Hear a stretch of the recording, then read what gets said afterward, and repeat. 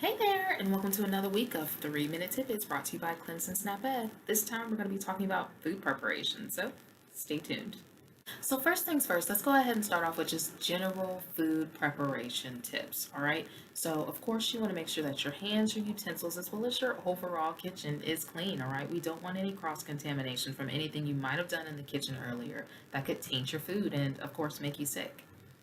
Next thing to remember is to keep your raw and your cooked foods separate at all times, all right? So whether that's in the fridge, separating them on the different shelves, or even when you're preparing your food. So using separate cutting boards for your fruits and vegetables versus your protein foods, all right? Now what this is going to do is to make sure that you are not cross-contaminating, okay? So making sure that the E. coli that you can sometimes find in your leafy greens doesn't get on your cooked chicken, or vice versa, your uncooked chicken that may or may not have salmonella doesn't get on your leafy greens when you're making that salad.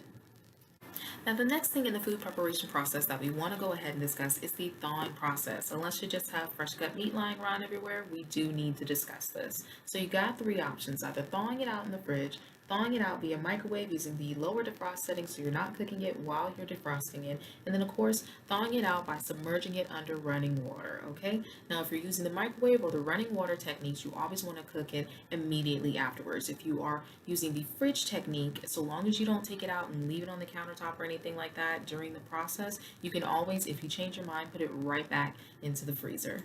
Of course, you always have the option of taking it straight from the freezer and throwing it right into the oven, but that's only for certain food products, so always read the directions and follow them. Now, the next thing we want to talk about is freezer burn. Now, freezer burn isn't necessarily a bad thing when you see it on your food products. Just know that it, of course, can change the quality of your food. So say maybe it'll change the taste, make it a little duller, or it'll change the color a little bit. But again, it doesn't necessarily mean that your food is unsafe to eat. In order to check that out or to test that, you want to go ahead and make sure that it passes your senses test, all right? So is it smelly? Does it smell spoiled? Is it slimy or sticky to the touch? Or does it look like it has mold or something growing on it? Definitely make sure it passes your senses test before you cook or consume any food product.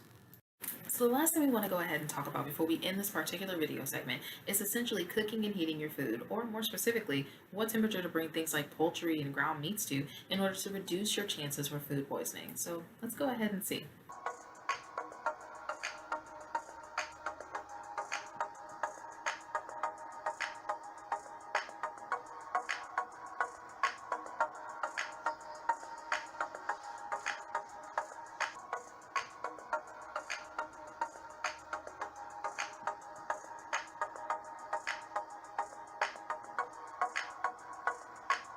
Of course, the proper way to gauge whether or not your food item is at its proper temperature is to use a food thermometer. Now, naturally, you want to go ahead and pull that food item out of the pot, pan, or oil that it is cooking in before you take the temperature in order to properly gauge it, all right? So go ahead and do that.